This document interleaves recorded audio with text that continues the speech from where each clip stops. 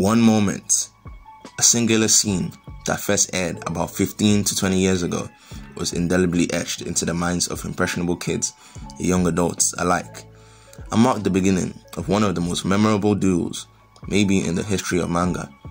This riveting display of unwavering confidence and swagger before an invincible foe as we knew it stirred up something within many and served as the first real introduction to the underdog trope.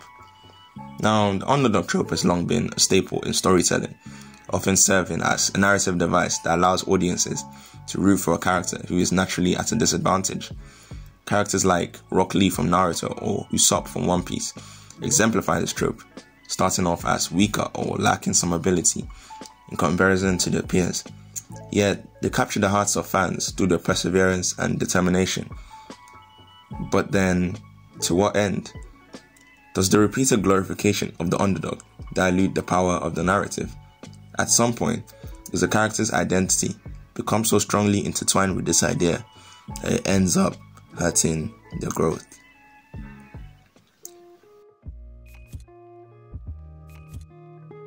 In a world captivated by tales of the unexpected victor, the underdog narrative has been championed time and time again. It's the classic story of David versus Goliath, where the least likely to succeed defies the odds and triumphs. No matter how many iterations, even in real life, we still seem to adore figures who seem to come from nothing or got it out the mud, in a sense. Maybe this is due to a subconscious need to reflect ourselves in these people and in these stories. Now, when we take a look at characters like Rock Lee and Usopp, we see characters initially defined by their limitations. Lee's inability to use ninjutsu or genjutsu, or Usopp's lack of physical strength, make the early victories and character development seem somewhat more satisfying. Yet, as the story progresses, their growth seems to hit a narrative ceiling. A common talking point by many people is that Rock Lee from Naruto is wasted potential or could have been the main character. And usually to that I say, how? What makes characters like Naruto or Sasuke so good is in how dynamic they are. They cover different themes, go through a range of different situations, convey different emotions, develop different dynamics, and while we may not be nigh omnipotent ninja gods like them, all these make them feel real and fleshed out.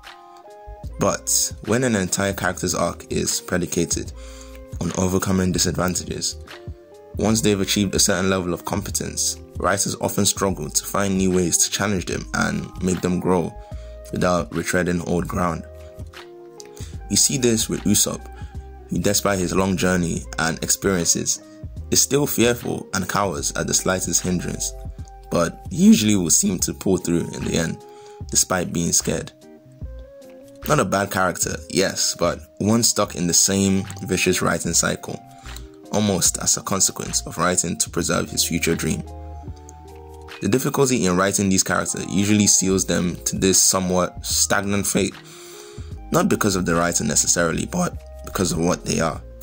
They are written with the idea of being relatable or being conduits for the audience, to convey a feeling and to give a story to root for. But when the story has been told, what remains to be told? It gets even trickier because these characters are often written with the idea of not becoming too powerful because they risk losing the fairy trait that made them endearing in the first place. I've heard people utter these complaints with characters like Asta from Black Clover, whose basic theme revolves around having no magic and being the underdog of his world, to possessing an ability that counters every single bit of magic in his world. It's a never-ending tango of trying to satisfy audience expectations and still maintain plot progression, which honestly becomes draining. But it doesn't have to be this way. Art imitates life, and in the end, these characters exist to fill a need.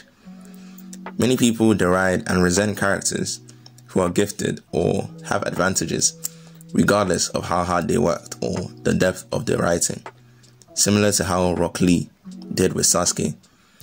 But in a sense, they ignore the bigger picture, and in a way, project their own insecurities on how they think these characters should be.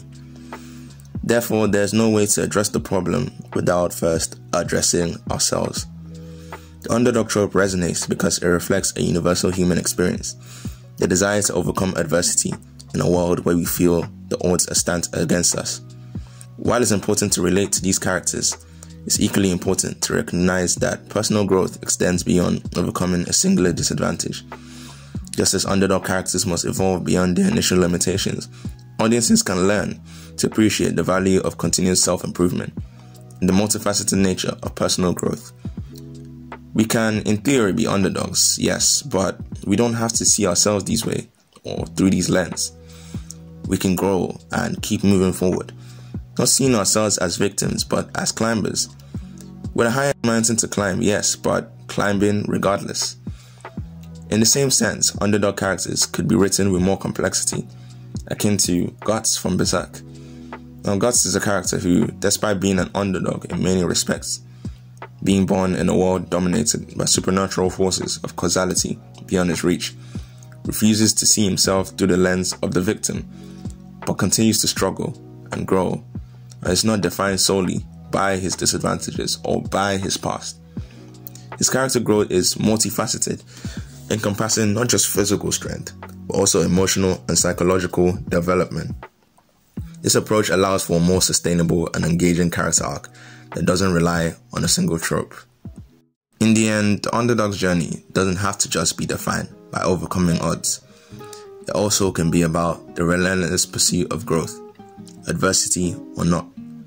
It can be a reminder that we all have mountains to climb, and the value of our journey isn't defined by the tools we possess or lack thereof, but our desire and willingness to seize the moment and see how we do hold advantages, regardless of how it may seem. Unlike Rock Lee, who never realized how truly gifted he was, the underdog can now be defined by recognizing that every step upward is a victory in itself, and that the summit is not the only measure of success. So, let's not just root for the underdog. Let's see a bit of ourselves in every character's climb, and let's celebrate the resilience and determination that propels us all forward.